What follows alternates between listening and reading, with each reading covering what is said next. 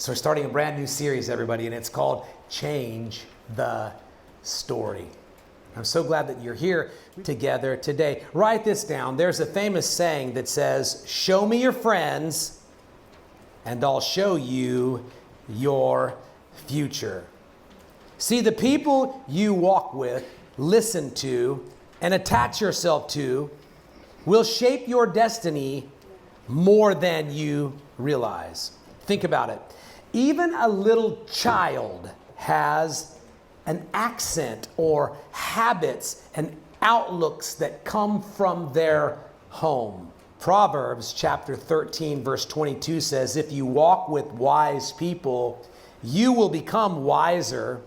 And if you walk with foolish people, their destruction rubs off on you. So we're reminded, 1 Corinthians 15:33, do not be deceived, bad friendship corrupts good morals. I want to share with you something very dear to my heart, and that is the principle of association. The Bible shows us clearly that who you connect with can release blessing or bring destruction into your life. So we'll look at three examples: the life of Abraham, the life of Ruth, and the partners of Peter. So first of all, let's look at Abraham. Abraham was blessed. He's associating with God, but God told him very clearly the direction and the assignment for his life. Let's take a look in Genesis chapter 12 and verse 1. Now the Lord said to Abram, get out of your country, from your family, and from your father's house to the land that I will show you. And I will make you a great nation, and I will bless you and make your name great. And here's the imperative, and you shall be a blessing. And I'll bless those who bless you, and I will curse him who curses you. And in you all families of the earth shall be blessed. So Abram departed as the Lord had spoken to him.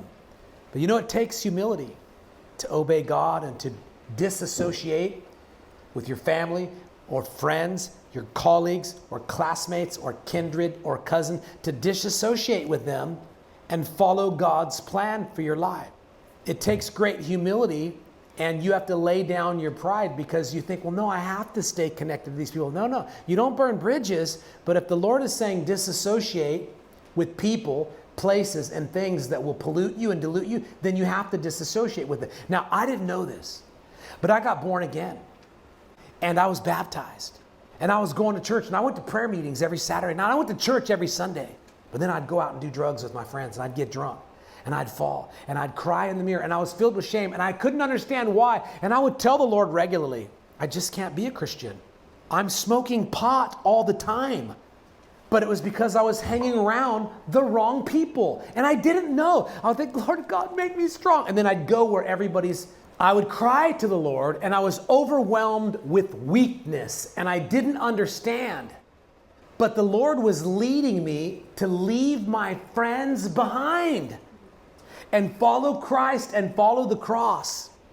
And I would go right back into those places, those spaces, those people, into those things, and it would bring me down. I would become diluted and polluted and weakened, and I'd buckle, and then I'd say, okay, well, I'll just have a little sip. And then one sip turns into 2 or 3 bottles. And then, after 2 or 3 bottles, now I'm smoking. And since I'm smoking, I might as well have a joint too. And then I, go ahead and then everything's, and then I'm, oh God, I can't be, everybody can be a Christian. I'm the only one. I can't be a Christian, God. I don't understand. I joined the U.S. Marine Corps. Now everybody was studying, reading, exercising, and I'm no longer hanging around the same people. Now the people that I was like a fish out of water, like a completely different person, but my hair was shaved off, and I'm thinking of exercising and going to the next level with exercise, and I'm thinking about, reading books and taking college classes all of a sudden because I want to improve myself and get promoted because I'm now in the military, and I'm associated with different people, and those associations begin to pull me up.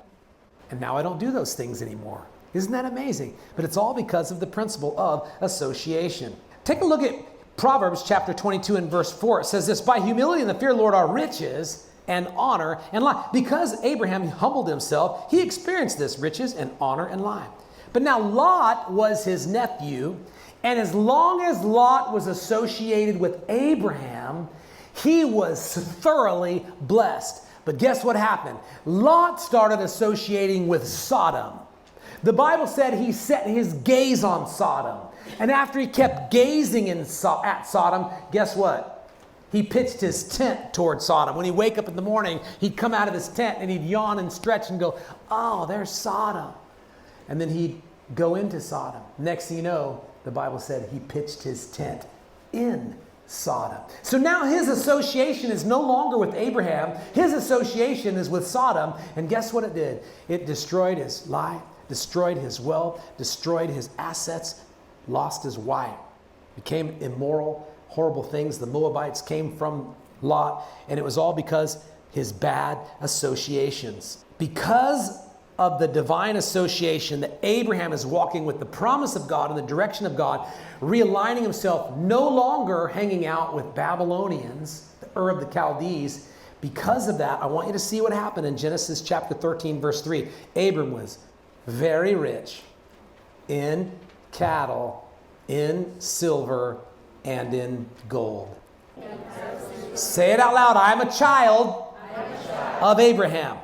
Abraham's blessings belong to me. So we align ourselves with Abraham.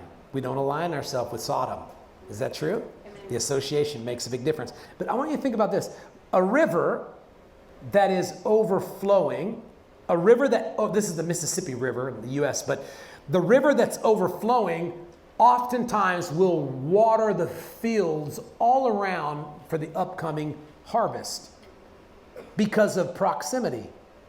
Lot was blessed with the blessing of Abraham because of proximity.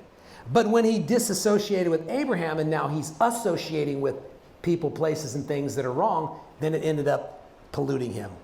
Can you see the power of association from this story? The people you walk with determine what you walk into. That's powerful. Yeah. If you walk with faith, you'll walk into faith. If you walk with wise, you'll walk into wisdom. If you'll walk with corrupt, you'll walk into corruption. If you walk with fools, you'll walk right into foolishness. You say, why all this foolishness all around me? You've been trifling. You've been dabbling. You've been dealing with the wrong nuts. Is that okay?